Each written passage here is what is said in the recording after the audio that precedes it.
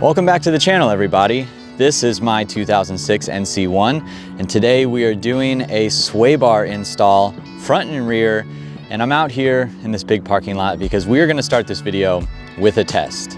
And first off, I do apologize for no video last weekend. My desktop PC just had tons of issues. I had to replace all the parts, but we've got an upgrade, so it should make editing this video a lot easier.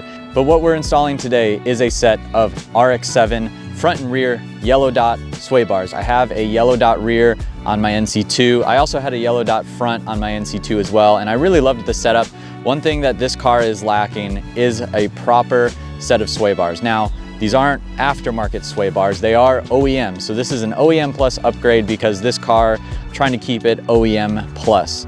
And what we're gonna do first off is a little before test with a slalom course. So let's set it up.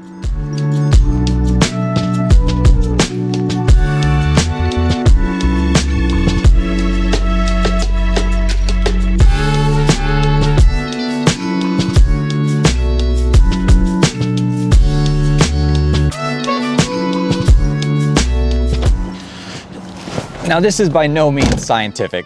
I'm just gonna be taking the video of the before and putting the after video after. So you guys will be able to see if this did anything at all.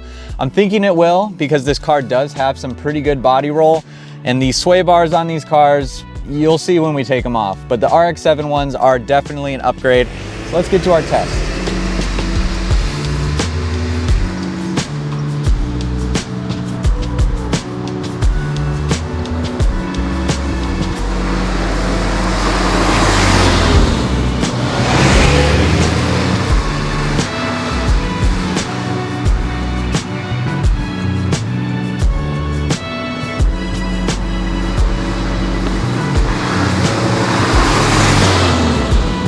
So I did smack a couple cones. Yes, I'm a little rusty, but if you guys see my fit videos, you know I'm an okay autocrosser. So that was test one. We'll review the footage, see how it goes, but let's get back to the garage and get our sway bars installed.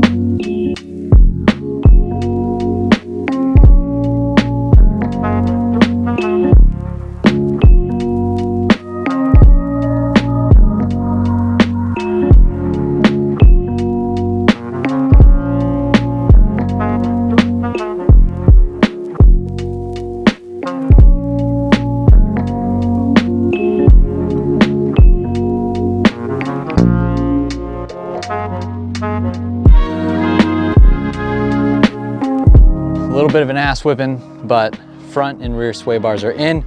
I'll give my thoughts here in a second on tips and advice because I've done this a few times. I didn't want to make the same exact video twice, but front and rear are on. So again, we've got the yellow dot rear sway bars with new poly bushings and new end links as well. I'm missing one end link for the rear, so I had to reuse an old one, but it is what it is. I'll get a new one of those, and luckily it's easy to swap in and out, but it'll definitely be better than it was because the old end links were absolutely destroyed on the front.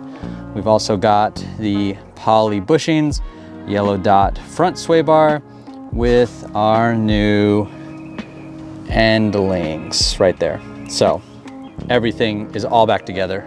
And just so you guys can get like a reference, this is the rear sway bar. It is less than a index finger thick, and I know it's my index finger, but you guys can see like it bends really easily, and I'm not like the strongest dude in the world, but when you got the weight of a car on that, I mean, this isn't doing much. So our new sway bar was probably about 50% thicker, front as well, maybe 25 to 50% thicker. Definitely gonna be an upgrade. So now let's get back to our testing grounds and give it a try and see how it turns out.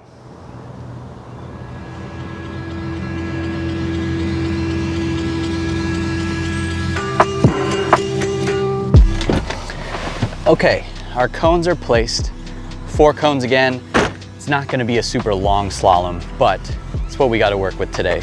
With these sway bars, what they should be doing is stiffening the connection between the front wheels and the rear wheels on either side. So if you're turning left, those should bring both of your wheels to the ground with the same amount of pressure with the thicker sway bars.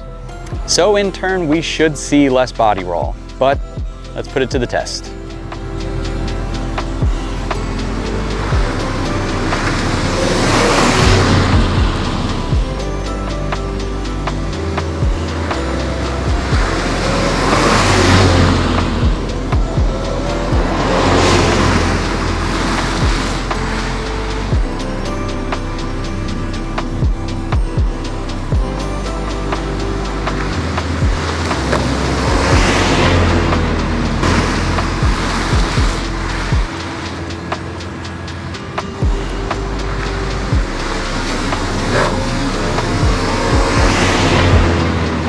So we'll obviously have to go back and review the footage of that to see if there is any difference. We'll see like a side-to-side before and after comparison.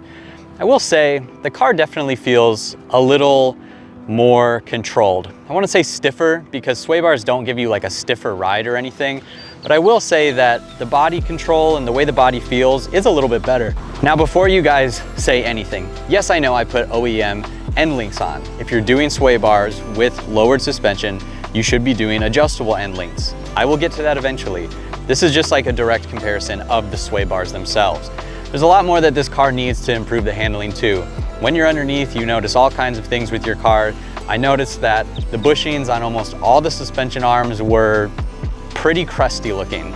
So those will have to come in a future video if we want to take this thing to the next level as far as handling. I know it depends on tires, wheel size, all of that stuff. So this is just an objective comparison of sway bars, OEM versus OEM Plus. And the difficulty of putting sway bars on this car, the rear is stupid easy. Unless you have seized nuts on your end links, have an angle grinder ready or a nut extractor tool, because I definitely had some issues with that. But otherwise the rear end is super easy to do. The front, a lot of people do it different ways. I went through the sides. You saw me just cut the OEM one in half because I wasn't dealing with it. So I cut that out, ended up snaking through the RX-8 bar, and just remove one of your steering tie rods because that makes it easier to flip it up into place when you finally do get it through the side of the engine. But this is definitely something that you guys could do at home if you're a little bit mechanically inclined and have a couple tools that, you know, angle grinder, things like that. If you have those tools, you can definitely get this done in a day, just like I did, you know, a few hours. For the rear, it's like maybe an hour if everything goes smoothly. So definitely something that I would add to your car if you have an NC Miata. Sway bars, whether you go aftermarket or OEM Plus like I did, so worth it. It just makes the car feel that much better. But we're gonna close it out here. I've got plenty more to do to this car, so I'm gonna get back to the garage and get started on the next project. Go down below, hit the subscribe button if you haven't already, because we are gonna be doing so much more to the NC1. It's such a good car. It needs a little help still, but we're getting there. So go down below, hit subscribe, give this video a thumbs up, leave your comments below, and I'll see you guys in the next one.